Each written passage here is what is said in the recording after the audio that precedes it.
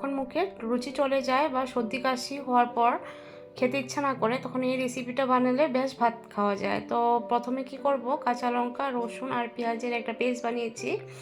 আর ফোড়নে দিয়েছি কুচানো পেঁয়াজ। আর আলু আর লাউয়ের টুকরাটাকে কুচি কুচি করে কেটে নিয়েছিলাম। সেখানে নুন আর হলুদ দিয়ে এটাকে মোটামুটি 8 থেকে 10 মিনিট এটাকে ভাজতে হবে।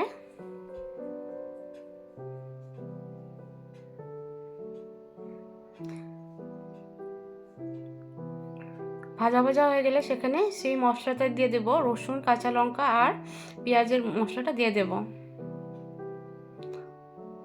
এটাকে ভালো করে ভাজতে হবে। তারপর মাঝখানে আমি কি করেছিলাম, শীতল ধুয়ে দিয়েছিলাম, সেটা ক্লিপ আর নেওয়া হয়নি।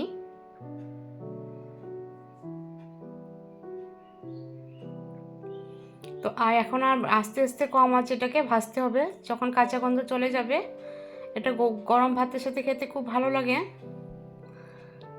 আর মুখেরও রুচি চলে আসে।